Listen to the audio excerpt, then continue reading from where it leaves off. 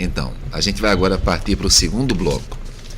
Lembrando, para quem não assistiu ao primeiro bloco, que nós estamos conversando aqui com três colegas.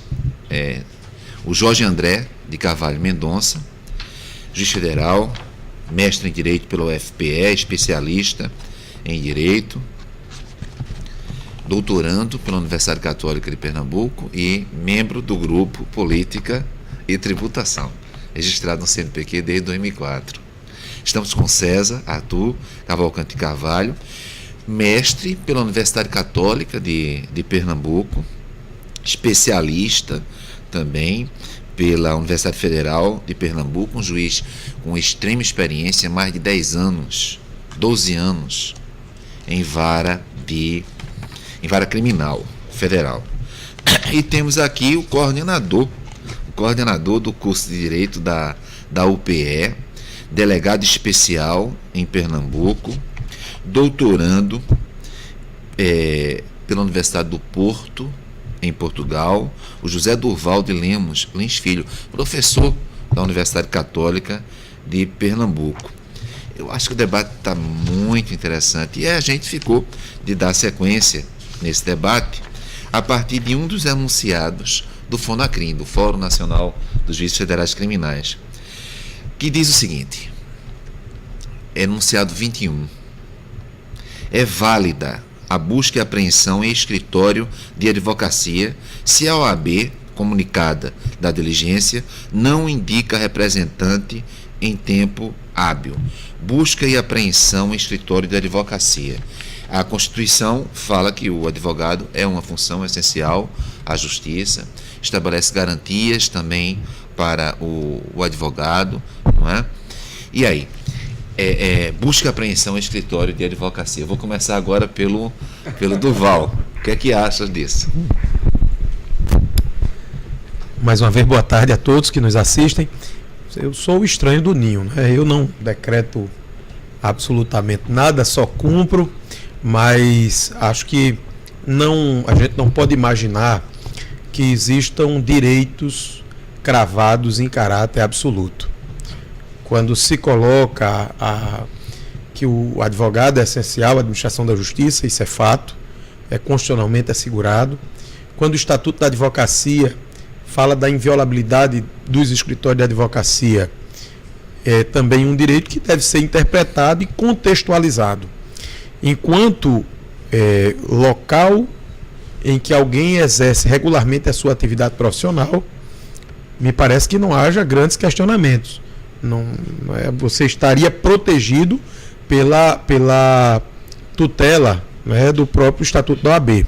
No entanto, o que se deve observar é que, em alguns casos, as pessoas perdem o limite daquilo que é o exercício regular da sua atividade, né, e, sobretudo, em alguns segmentos da advocacia, passam a atuar quase que às margens de uma cumplicidade, né, com o crime que está sendo investigado ou que está sendo já apurado numa fase de ação penal. O que impõe, evidentemente, do juiz uma postura no sentido de que, adotadas as cautelas necessárias a resguardar o andamento dos serviços que ali aconteçam, mas permitir sim a busca desses elementos de convicção. Lógico que não há razoabilidade em se fazer busca em local onde não haja indício de crime, onde não haja indício de coautoria, de participação criminosa.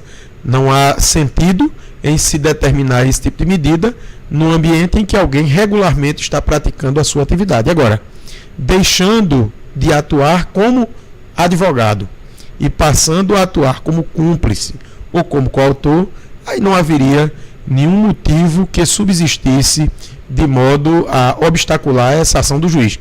Assim, penso eu, sobre cujos ombros não recai a responsabilidade de determinar esse tipo de medida. Digo isso apenas sob o ponto de vista acadêmico, mas vamos aproveitar e ouvir os colegas que têm essa responsabilidade. No caso, César é um juiz federal criminal em exercício, né, em pleno exercício, e também participante Não sei se votou favoravelmente, é provável no primeiro Fonacrim. Foi, eu participei esse enunciado é um dos mais antigos, acho que foi no Fonacrim, foi em Brasília, se não falha a memória, e fui favorável, mas esse enunciado que na verdade ele trata de duas questões, né? Tá. Que é, na realidade, tanto a busca e apreensão, que me parece muito, muito tranquila, assim, hoje em dia até as detenções do Supremo já, que bem na linha que Durval já falou aqui, né, assim, se houver indícios que a advocacia não poderia ser uma imunidade à jurisdição penal, isso é bem tranquilo.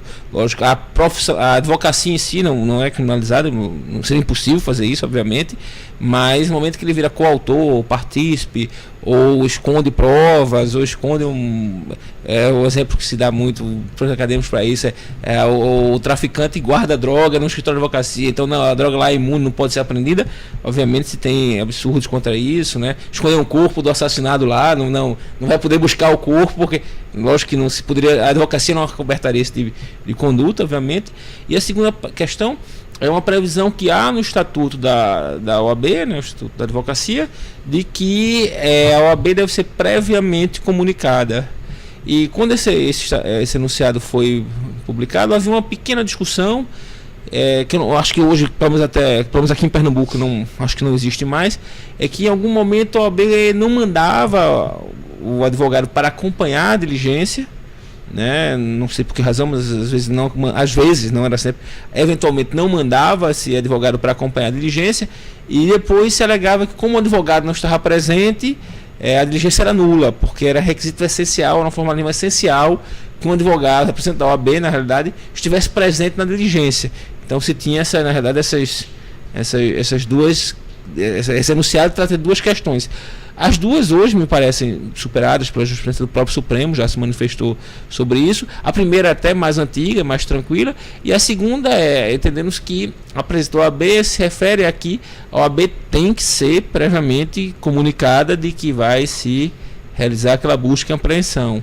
Mas se ela não manda, por qualquer razão, um representante, a prova será produzida, né, que não digamos assim, um requisito essencial é a comunicação ao OAB caso ela queira enviar um representante, mas não que só vai poder ser feito na presença de um representante da OAB. Então esse enunciado ele tem esses dois pontos de discussão e, apesar de eventualmente alguém criticá-lo, hoje é uma questão que me parece tranquila. A dúvida que existe ainda hoje em dia, me parece, seria que há uma certa zona cinzenta de até quando, por exemplo, tem uma quantidade de cocaína guardada no escritório, uma arma, é bem evidente que não segura. Às vezes, alguns documentos que estão guardados pela advocacia, até que ponto a entrega de documentos que evidenciem crimes ao advogado, né? HD, exatamente. O advogado está guardando um HD para o seu cliente, mas é naquele HD que está, digamos assim, as planilhas de uma fraude de licitação. Caso até que recentemente eu tive uma coisa parecida. Estava no escritório de advocacia, os HDs e os documentos de uma licitação que teria sido fraudada, né? Até que ponto a busca e apreensão pode apreender esses documentos? Me parece que se forem elementos do crime, né, comprova a materialidade, eles não estariam acobertados pela da advocacia. O advogado não vai responder, não é coautor por estar guardando aqueles documentos, me parece. Mas não pode impedir que aqueles documentos sejam apreendidos se forem essenciais para comprovar a materialidade de determinado delito. Mas esse ponto ainda é um pouco mais... Certo. Aqui na quinta região, o tribunal vem ratificando esse entendimento? Eu não saberia lhe dizer, assim, tenho conhecimento de precedentes nesse sentido, certo, mas eu não ousaria dizer assim, não, a posição da quinta região, do nosso Tribunal da quinta região, ela já é pacífica, tem várias, até porque não são casos muito comuns. Meus 16 anos de magistratura, 12 exclusivamente na vara criminal, eu me recordo de talvez meia dúzia de buscas e apreensão em história de advocacia na minha vara. Então, assim, não é uma jurisprudência consolidada, e casos mais limítrofes, eu me lembro talvez de 2 que sejam mais limítrofes. Nesses casos, até onde eu saiba, não se anulou essa busca e apreensão. Teve alguns outros problemas no processo, mas não foi especificamente a busca e apreensão. Só para aprofundar um pouquinho mais essa pergunta, César, eu fui juiz criminal também durante muito tempo, inclusive de execuções penais. E eu notava, eu queria que você ratificasse, porque você está atualmente, é que a Justiça Federal ela é composta atualmente por 5 tribunais regionais federais. Eu verificava no meu período em que esses tribunais regionais federais possuíam assimetrias de decisão em relação a temas criminais muito significativos. Continua a haver essa assimetria? Extremamente assimétricos, assim, especialmente na criminalidade, eu diria, mais moderna, que a jurisprudência ainda está se consolidando. A parte de lavagem, de organizações criminosas, a jurisprudência dos tribunais é muito diversa. E até mesmo dentro do nosso tribunal tem 4 turmas, né, com competência criminal, né, competência comum. E entre as turmas é visível uma certa divergência, né, até em crimes com jurisprudência em tese um pouco mais consolidada, como o tráfico de drogas, por exemplo. Tem turmas que são extremamente mais liberais, no sentido assim, não cabe preventiva, cabe conversão, o aspecto da chamada mula, a redução por ser mula, aplica em praticamente todos os casos, e já há turmas que são mais restritivas nessa interpretação de como aplicar a lei de tóxicos. Então, assim, não estou dizendo que é certo ou errado, longe de mim afirmar que uma posição é melhor que a outra, mas assim, até em termos de uniformidade, se houver um recurso, você pode, assim, é difícil prever qual será a decisão do tribunal. Não há uma previsibilidade, porque de acordo com a turma e até mesmo o relator que cair, a posição é um pouco diversa. E eu pergunto isso porque eu sei que o Jorge André trabalha com demandas repetitivas, né? Inclusive no doutorado está tentando construir uma tese em torno da necessidade de alguma previsibilidade nas demandas repetitivas. E pela minha experiência, como juiz desde 93, juiz federal desde 93, nós não temos, infelizmente, esta previsibilidade nos tribunais de passagem, nos tribunais superiores, inclusive, e no próprio Supremo Tribunal Federal. A utilização de habeas corpus em processos onde já havia sido interposto a habeas corpus em tribunal superior poderia ser utilizado efetivamente. Me parece que há um certo titubeio e até às vezes uma colisão dos tribunais superiores com aquilo que eles próprios, tribunais superiores, haviam dito no passado. Eu queria que falasse um pouco sobre esse tema, que é o teu tema do doutorado, né? Nesse segundo bloco agora, eu queria novamente dar boa tarde aos colegas, a Hélio, a todo mundo que está nos ouvindo aqui. Enquanto o César estava falando, eu já estava pensando nisso, né? Essa questão que é o nosso objeto de estudo no doutorado, né, é o sistema de precedentes, tentando trazê-lo agora para uma análise do direito penal e processual penal, inclusive com foco empírico também, né? Esse foco empírico é que vai nos mostrar que realmente a segurança jurídica proposta pelo Código de Processo Civil, né, em função de um sistema de precedentes, na verdade ela não existe, né? A gente veio trazer aqui uma nova teoria muito boa, né, oriunda dos países de origem anglo-saxônica, né, do Common Law, mas a gente trouxe isso no papel, né? A gente não pensou numa base que pudesse suportar esse novo sistema, que na minha visão é um sistema mais importante ainda no âmbito do direito penal. Por quê? Porque a filosofia do princípio da legalidade, né, da legalidade penal que está na Constituição, que está no Código Penal, era justamente trazer o quê? A segurança jurídica, para que as pessoas pudessem saber aquilo que elas podem e aquilo que elas não podem praticar, sob pena de receberem uma sanção penal, que é a mais grave existente no nosso ordenamento jurídico, né? A partir do momento, isso foi pensado numa época que o civil law tinha uma certa separação do common law, né? Ou seja, nós tínhamos uma ideia de uma lei capaz de resolver todos os conflitos sociais, e cumprindo a lei, isso seria suficiente para dar uma segurança jurídica para a sociedade, né? O momento hoje é outro, né? Principalmente depois do pós-guerra, a gente viu que as leis não são capazes de resolver todos os casos vivenciados no judiciário, né? Ela não tem como prever todos os fatos, né? E quem é que vai fechar essa abertura legal? A jurisprudência. São as decisões judiciais. São os precedentes. Se você não tem a segurança no precedente a que foi exigida para a lei, o que vai acontecer? As pessoas não vão saber se aquele fato previsto em uma norma ampla, se ele pode praticar daquela forma ou não, porque isso vai depender de uma interpretação futura que ele não sabe qual é. Né? E termina vendo aquela crítica ao judiciário, que julga pela capa. Exatamente. E aí, Hélio, qual o grande problema que eu vejo nisso? Né? A gente trouxe um sistema de precedente do processo civil, que eu acho que seria mais ideal ainda, como eu tinha falado, para o processo penal, mas a gente não pensou na base.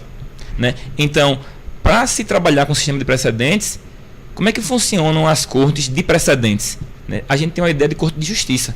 Né? Isso já vem sendo muito trabalhado no processo civil, no âmbito teórico, não no âmbito prático. Né? Se disse já há muito tempo já que para dar base ao sistema de precedentes, nós teríamos que transformar as cortes de justiça em corte de precedentes. O que a gente quer ir no nosso projeto é ir além. Como fazer isso? Né? E é isso que a gente está estudando. Só fortalecendo o que você diz, no Brasil havia o Supremo Tribunal de Justiça. E aí a Constituição de 1891 transformou o Supremo Tribunal de Justiça, que existe até hoje em Portugal, no Supremo Tribunal Federal. Note que o Supremo Tribunal Federal, no nome, não está colocado como um tribunal de justiça, mas como um tribunal que pretenderia assegurar a federação. Não é? Sim. Bom, mas isso me remete, eu vou continuar contigo, não é? A uma outra questão. É essa relação tensa entre a polícia e o Ministério Público. No Brasil, nós estamos aqui com um delegado também, né? Estou achando que é melhor começar por ele, então, né? Por uma questão de conveniência, exatamente para permitir que o meu amigo Duval, não é, reflita um pouco mais, porque é uma questão muito forte. Uma questão muito intensa, inclusive nesses períodos históricos recentes.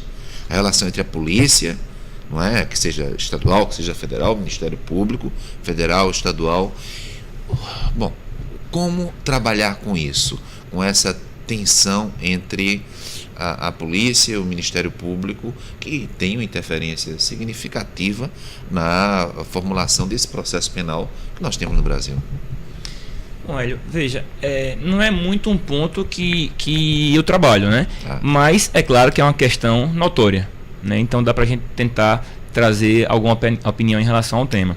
Eu acho que para começar, a gente precisa trabalhar da forma que a gente deveria trabalhar em qualquer área de estudo. Nós deveríamos ter um debate mais plural, né? Tendo um debate mais plural seria o quê? Vamos trazer os interessados e os não interessados para um debate. As pessoas que estudam a área do processo penal, principalmente, deveriam trazer... Mas eu digo, você bem concreto, faltam provas. Eu noto que essa frase é quase uma frase religiosa, está muito repetida, é quase catequética. Faltam provas. Aí, de repente, o Ministério Público tem provas. E aí, será que essa reunião, essa aproximação entre o Ministério Público e a polícia não poderia, pelo menos, começar a resolver essa frase repetitiva, faltam provas, né? O que é que tu achas? Eu acho que a proximidade ela é importante em certa parte, né? Por quê? Porque o receio que eu tenho, ele por outro lado também, é de haver uma proximidade a um ponto de uma amizade e tal, que eles começarem a trabalhar em um certo conjunto que venha a viciar esse tipo de investigação, né? Eu posso dizer isso por quê? Porque quando defensor, há muitos anos já, eu trabalhei na cidade pequena, né? E a proximidade na época entre juiz, promotor e delegado é uma proximidade muito grande. Eu não sei como é que isso vem funcionando atualmente, né? A gente vive hoje uma outra realidade. César Juiz é titular de uma vara criminal aqui há 12 anos, mas na Justiça Federal, em Recife especialmente, a distância é grande. Não existe essa proximidade com esses representantes de outros órgãos estatais, né? É claro que uma certa proximidade para troca de ideias que sejam úteis para a descoberta de um crime é importante, desde que ela não chegue a um ponto tal de viciar o tipo de investigação que está sendo feita. E o liame, você conseguir saber a diferença entre um ponto e outro é muito sutil. Não é uma coisa muito fácil. Eu realmente não vou dar uma posição concreta, porque eu acho que precisaria de mais estudo, sabe? Eu acho que é uma coisa que precisaria de mais estudo. Mas eu já apresento aqui, para começar, 2 pontos de vista diferentes. Eu acho que pode ter um lado bom, mas também pode ter um lado ruim. Então, dentro disso, a quem caberia a gestão das provas? A Constituição dá a entender que uma das funções essenciais do Ministério Público é fazer essa gestão, conjuntamente com a polícia, ou não? Artigo 129, qual é a leitura que vocês fazem dele, da Constituição? Essa é uma questão. Também até pedir desculpa porque eu não lembrei que era um segundo bloco. Agradecer o convite e digamos assim, dar boa tarde a todos que nos escutam, né? Mas sobre ainda essa questão da prova é extremamente complexa. E eu teria duas considerações. Uma, eu vou pedir desculpa para voltar ao tema que o Jorge falou, que na teoria dos precedentes para o Brasil, no penal, que eu até acho que seria muito, muito importante, até concordo, talvez mais importante que o civil, a gente tem uma teoria de precedentes para dar uma segurança às pessoas, à população e aos aplicadores de direito. Eu vejo um problema além que eu acho que é impossível, sem querer frustrar a sua tese de doutorado, mas eu acho que no Brasil é impossível ter uma teoria de precedentes enquanto for possível a gente ter 4 instâncias ordinárias penais, que ao contrário do civil, que querendo ou não, bem ou mal, até em termos constitucionais, né, o STJ e o Supremo são instâncias extraordinárias, né, em tese pelo menos não vão examinar fatos. No penal, além das ações originárias, que já são um problema, porque geram a grande jurisprudência que nós temos no Brasil hoje é de ações originárias dos tribunais, que é, de certa maneira, um absurdo, porque uma Corte Suprema, que os precedentes que gera para a gente são de ações originárias que foram examinados os fatos, não é um precedente aplicável em generalidades, porque tem sempre um fato sendo examinado. Então, além disso, temos os habeas corpus, que toda a questão nossa, com esses habeas corpus até o Supremo, são ordinariamente apreciados, até dosimetria de pena. A gente não tem uma teoria da dosimetria de pena, porque cada habeas corpus chega ao Supremo STJ, é julgado de uma forma, determina uma forma diferente de fazer a dosimetria de pena. A coisa que seria em tese mais básica e mais essencial em termos parâmetros objetivos, a gente não tem, porque não se tem uma repercussão geral, um repetitivo, como se queira, mas sim uma apreciação através de habeas corpus, que são casos concretos. Hipertrofiaram habeas corpus. Hipertrofiaram habeas corpus de um jeito que não temos qual é a tese do STJ ou do Supremo sobre dosimetria? Nós não temos, porque cada caso que é submetido a ele julga um habeas corpus, analisando o caso concreto e faz a dosimetria. Então, isso impede, eu acho que precedente no penal, me parece que não existe, nem vai existir. Só um parênteses, estamos trabalhando com isso. Pois é. Estamos trabalhando com isso. Porque eu acho que precedentes para o penal... Só lembrando que o fato de trabalhar com esse tema não significa que a conclusão é a hipótese, né? É verdade. A conclusão pode não ser no sentido de confirmar, não é? E em relação à pergunta propriamente, essa última que foi feita, a questão da prova, né, e até mesmo da responsabilidade do Ministério Público, como, vamos assim, a competência exclusiva de propor ação penal, eu acho que seria um dos poucos locais, poucos assuntos no Brasil que eu acho que há pouca legislação, porque acho que no Brasil a gente tem legislação demais em praticamente tudo. Praticamente tudo tem leis demais. Mas especificamente sobre esse ponto, acho que nós temos um déficit legislativo, porque não acho que se tem uma posição, isso aqui é da polícia, isso aqui é do Ministério Público. Acho que não tem uma solução boa, acaba sendo uma posição um pouco arbitrária, assim, isso aqui é melhor, nosso sistema é esse mesmo. O juiz de instrução, seja o formato do Ministério Público coordenar a investigação, ou o delegado coordenar, são formatos, eu acho, válidos. E qual é o nosso problema? Nós temos a Constituição de 88, né? E sobre isso não há uma regulamentação clara. Nós temos o CPP da década de 40, com algumas alterações que não trataram especificamente sobre essa relação polícia-Ministério Público. Temos a lei orgânica, a lei complementar do Ministério Público, que tratou com viés um pouco corporativo, assim, foi muito pró-Ministério Público, mas não tratou do sistema como um todo, e eu não acredito que não devia ser dessa forma. Eu só acho que acabou sendo leis do Ministério Público que tratou o assunto sobre um viés. E acho que nesse ponto específico a gente precisa de uma lei, ou do novo Código de Processo Penal, ou até mesmo uma lei da investigação policial, se não quiser fazer um novo código, que regulamente isso com mais clareza, né? Acho que hoje temos várias posições sem um respaldo. Eu não acho que se consegue extrair da norma que não. A norma é essa aqui a solução. Acho que tanto as corporações defendem seus interesses, isso é obviamente legítimo, mas acho que essa solução, e talvez não tenha saído da norma até hoje, porque as corporações não chegam a um consenso, e aí não se conseguiu impor, as corporações têm suas forças, e é muito defensável, várias pessoas são defensáveis, e acho que isso é um dos motivos que o inquérito não caminha tão bem. Acho que definir, não, isso aqui o delegado vai chegar até o final e vai para o Ministério Público, ele denuncia ou não e acabou, você não vai interferir nisso. Ou o contrário, não, o Ministério Público aqui já vai desde o começo acompanhar essa investigação, já vai direcionar a investigação. Qualquer um formato, acho que é possível defender. Mas eu acho que a gente não tem essa definição qual é o formato que nós funcionamos hoje. E acho que isso faz falta. E aí eu pergunto ao Duval, quem deve coordenar, né, essa investigação?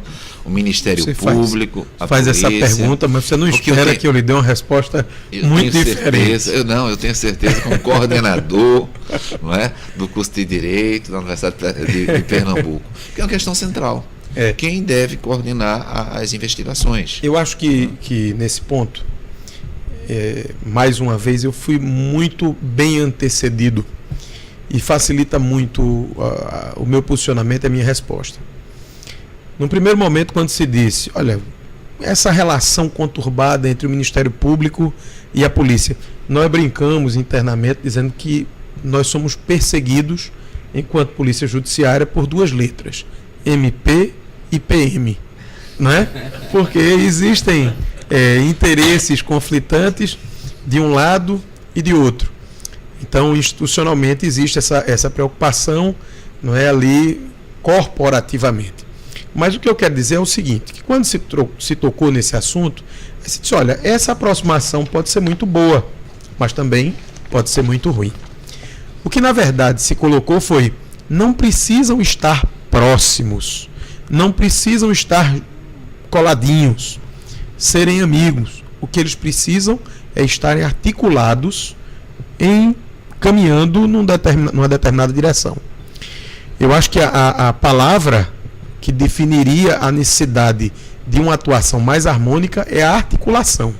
A articulação, cada qual, dentro de uma esfera de atividade que lhe foi devidamente traçada pela lei. O Ministério Público, ele tem, obviamente, a prerrogativa de requisitar diligências, não é? Ele tem a prerrogativa de fazer o controle externo da atividade policial. E aí quando você pergunta, olha, e por que é que isso acontece?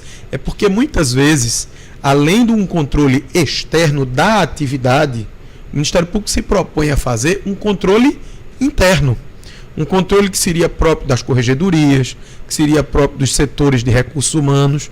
Eu já percebi que aqui estamos em maioria de casados, né? E eu não quero ser injusto com as sogras, até porque eu gosto muito da minha.